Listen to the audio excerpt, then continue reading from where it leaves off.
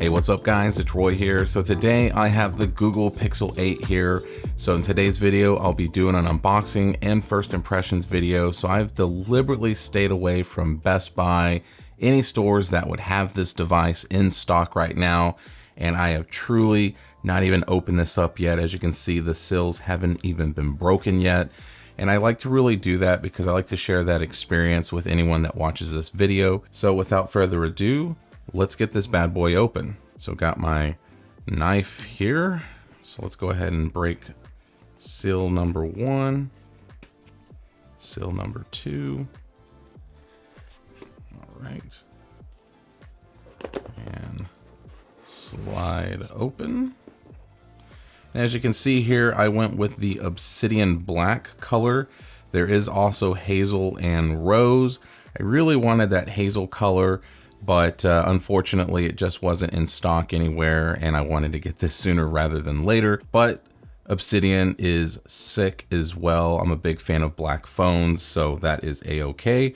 So we're gonna just set that down right there, and let's see what actually comes in the packaging. And obviously not a ton, since you know, this new trend is happening.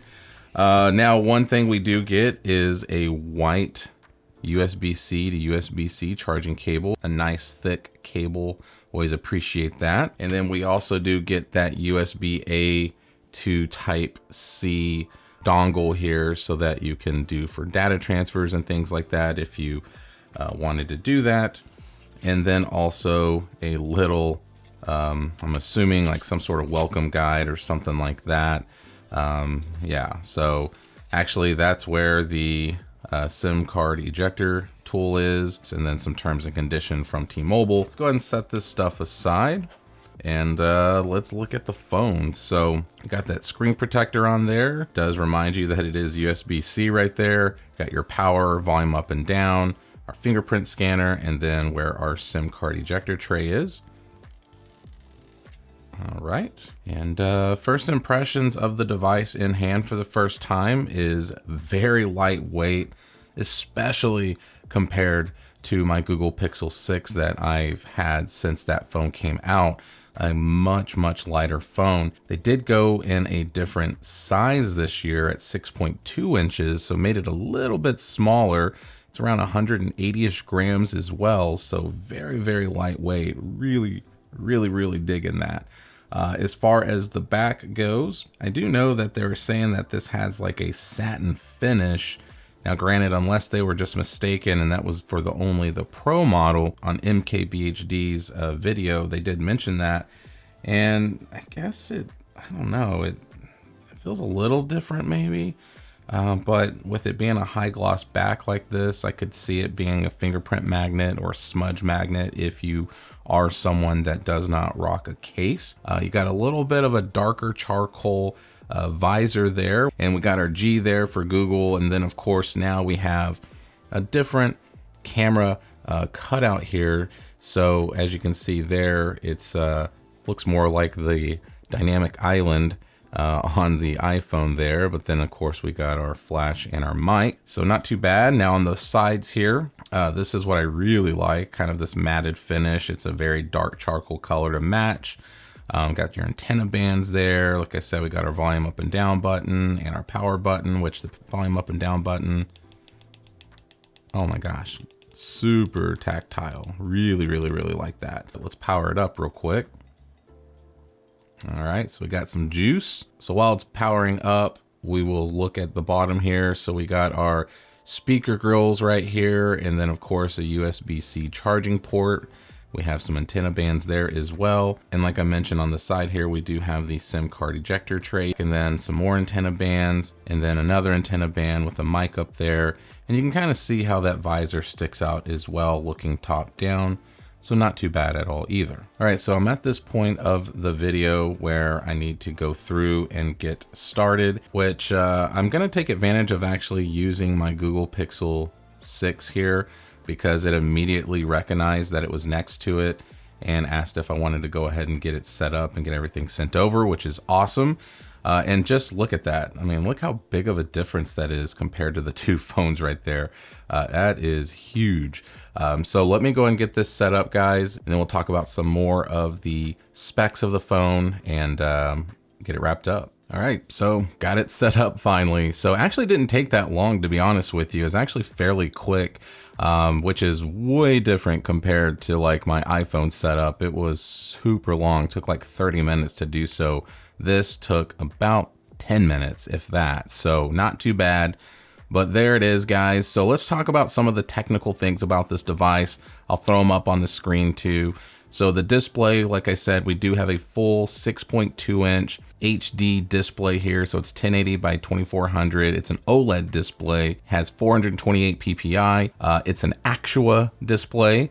The Pro is an Actua Pro display, I believe is what they call it. But regardless of that, it is a Gorilla Glass Victus screen. At the end of the day too, guys, one thing that's really nice about the phone is it does come with 120 hertz now. So it can drop down to 60 hertz, but it is not an LTPO display. And the one thing that a lot of people have been raving about with this device is how bright this screen can get. It can get up to 2000 nits, which is very, very, very bright for a phone display. So you're not gonna have any issues at all seeing this in direct sunlight. So another thing is the dimensions. So like I said earlier, the phone is a different shape and size now. One, we have rounded corners now, so a lot just smoother and more refined feeling in my opinion. One thing that I said with my Pixel 7 video was that I felt like that was the more refined, better version of the Pixel 6. For this phone, I feel like that this is an even better version of the Pixel 7 because it is a little more compact, a little more rounded, a little rounded more on the edges, a flat display, which the other one had too, but just feels better in the hand. But as far as the weight goes, I did say around 180, but to be exact, it's 187 grams.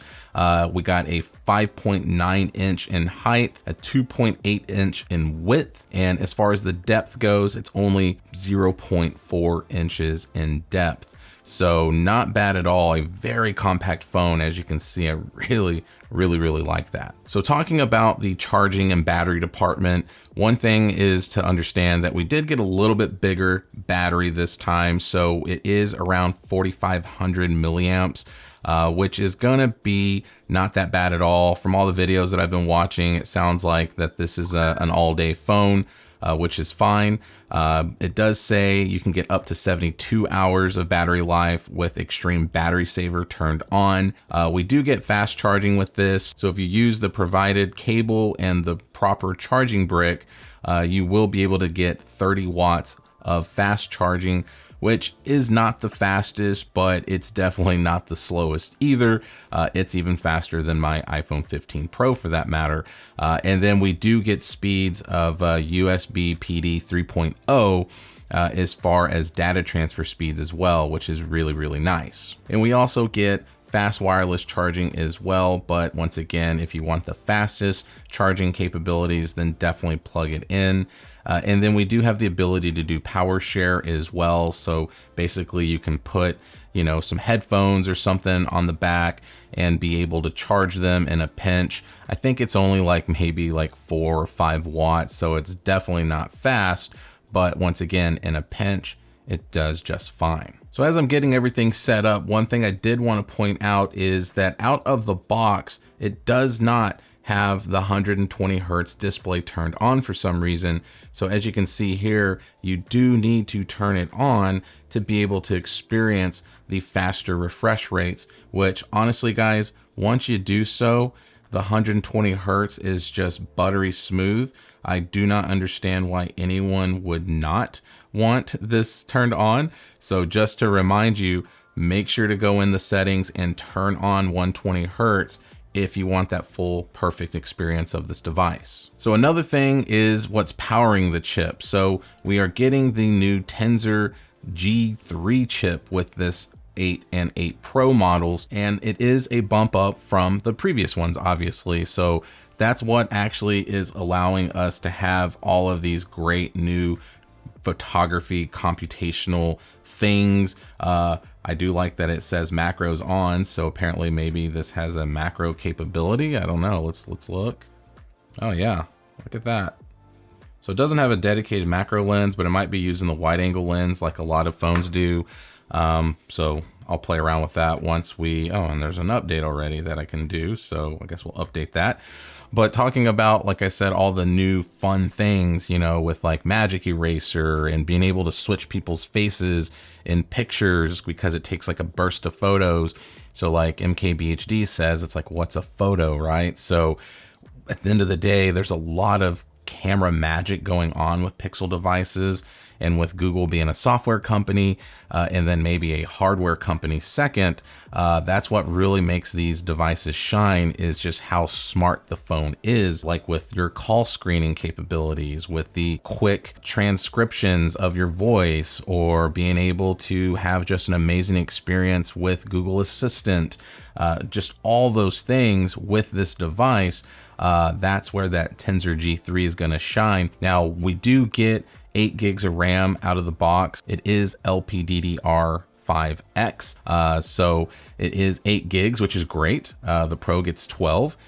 It does come with 128 gigs of storage, which this is what mine has, but you can get 256 gigs if you want to spend a little bit extra, which, to be honest with you, it's only like $60 or something according to Google's website. So it's a no-brainer, guys. Go and get the higher storage option. But as you can see there, like I said, I do have the 128 option here. Now, also, Google is promising 7 years of OS updates and software updates and stuff like that.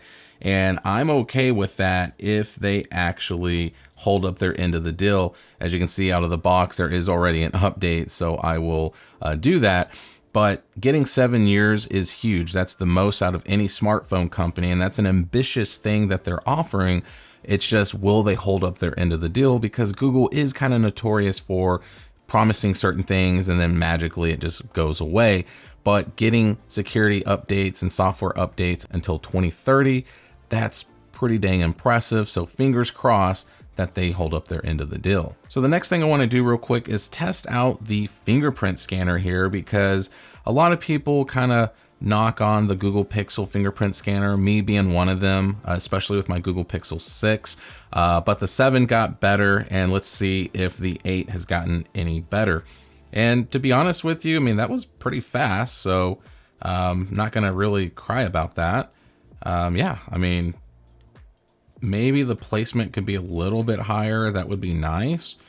But I mean, in reality, I usually hold my phone with my left hand, and that seems like a comfortable spot for me. So no complaints at all with that. All right, so the next thing I want to talk about real quick is cameras. So we do still get our 50 megapixel main shooter. So it's that Octa PD wide camera. It does have an aperture of 1.68, which is going to be great for that shallow depth of field, giving you that nice bokeh and blurry background. It does have an 82-degree field of view, and we do also get super res zoom up to 8 times. So a lot of digital stuff going on with that zoom, but if you haven't messed with it before, it actually is pretty dang impressive. Now with the ultra wide that we're getting, it is just the regular 12 megapixel ultra wide with autofocus. The aperture is a little bit higher at f2.2, so not as wide open. We do get 125.8 degrees of field of view, so we are getting that optical image stabilization when we're doing videos and whatnot, and there is also electronic stabilization going on as well to just try to help smooth out your videos and make them look gimbal like. But also when you're taking pictures with the device, you're not getting a shaky mess and keeping it nice and sharp, even with someone's hands being a little bit shaky sometimes whenever they're holding the device. Now with the front facing camera up here, we are getting a 10.5 megapixel dual PD selfie camera. So this is also an f2.2 aperture, fixed focus, and a 95 ultra wide field of view. So it's going to be a nice wide camera, even though it is just a single lens. And since I'm looking at the front facing camera, I'll go ahead and talk about the front facing camera's capabilities for video. And I'm happy to report that it does allow 4K video at 24, 30, or 60 frames per second, which is really, really nice. We also get the audio magic eraser with it, macro focusing for the video, 10-bit color and HDR video, cinematic blur, cinematic pan, slow motion, all that. So you're getting a lot with the front facing camera, where a lot of companies tend to make it only 1080.